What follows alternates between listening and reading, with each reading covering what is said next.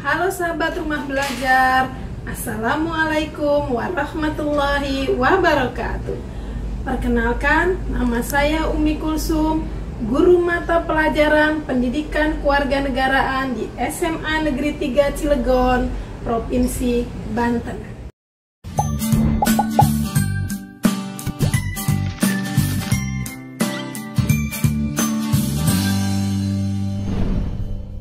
Sahabat rumah belajar, saat ini Indonesia dan negara-negara di dunia mengalami pandemik yang disebabkan oleh virus corona. Pandemik ini telah menyebabkan perubahan dalam sistem pembelajaran. Pembelajaran yang tadinya berlangsung di sekolah dengan tatap muka secara langsung dengan siswa-siswi sekarang berubah, di mana pembelajaran dilakukan secara online atau daring. Saya dan peserta didik saya pun melakukan pembelajaran secara daring. Pembelajaran secara daring yang saya lakukan menggunakan bantuan beberapa aplikasi seperti WhatsApp untuk absen siswa, Google Form untuk penilaian siswa, dan tentu saja rumah belajar sebagai sumber belajar.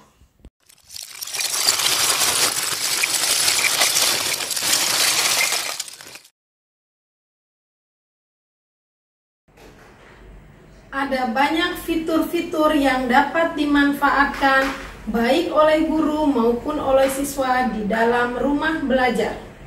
Ada 4 fitur utama di dalam rumah belajar yang dapat membantu pembelajaran. Antara lain, sumber belajar. Di dalam sumber belajar terdapat berbagai macam materi yang dapat digunakan sebagai referensi di dalam pembelajaran. Dalam sumber belajar, materi-materi yang ada dapat dibaca secara langsung atau diunduh. Fitur lain dari rumah belajar adalah kelas maya.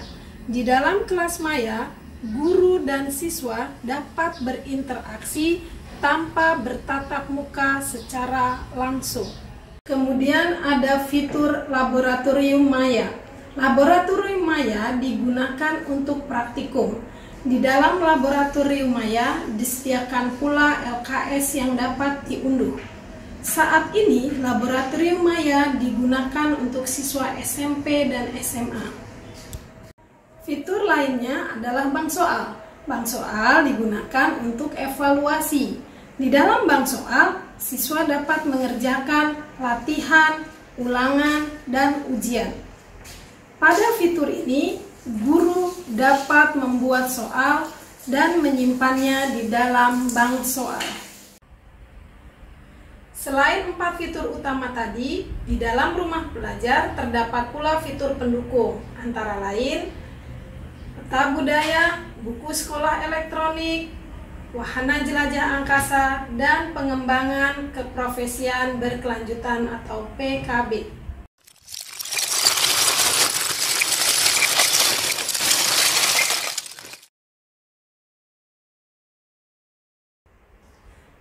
Di dalam pembelajaran daring ini, saya menggunakan beberapa model pembelajaran. Salah satunya adalah Discovery Inquiry Learning. Adapun sintak dalam model pembelajaran Discovery Inquiry Learning adalah sebagai berikut. Pertama, stimulus atau pemberian rangsangan. Di dalam stimulus, peserta didik diberikan suatu tayangan video untuk diamati dan disimak. 2. Identifikasi masalah. Setelah menyimak dan mengamati video, peserta didik diminta untuk membuat pertanyaan dari tayangan video yang tidak dimengerti oleh peserta didik. Yang ketiga adalah pengumpulan data. Kemudian peserta didik diminta untuk mengumpulkan data dan informasi untuk menjawab pertanyaan dengan cara mencarinya di dalam sumber belajar atau buku sekolah elektronik yang ada di rumah belajar atau dari sumber-sumber lain yang relevan. Keempat, pengolahan data. Setelah peserta didik mendapatkan data dan informasi, peserta didik melakukan pengolahan data dengan cara melakukan telaah atau analisis dari data-data dan informasi yang telah diperoleh. 5. Verifikasi. Setelah peserta didik melakukan telaah dan analisis, kemudian peserta didik melakukan verifikasi dengan cara mempresentasikan hasil telaah dan analisis tersebut melalui kelas maya. Keenam, menarik kesimpulan. Setelah selesai melakukan verifikasi dengan cara presentasi tadi, maka peserta didik dapat menarik kesimpulan dari hasil telaah yang telah mereka presentasikan. Demikian contoh pembelajaran yang saya lakukan bersama peserta didik saya selama 3 bulan masa pandemi.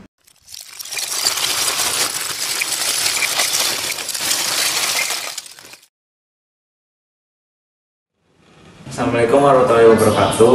Saya Hadi Wiguna dari SMA Negeri 3 Cilegon. Saya telah memakai aplikasi Rumah Belajar dan itu sangat membantu untuk sumber belajar pada masa pandemi ini. Terima kasih Rumah Belajar. Sahabat Rumah Belajar, di masa pandemi ini jangan lupa cuci tangan menggunakan sabun, memakai masker, menjaga jarak, tetap sehat dan tetap semangat. Terima kasih atas perhatiannya.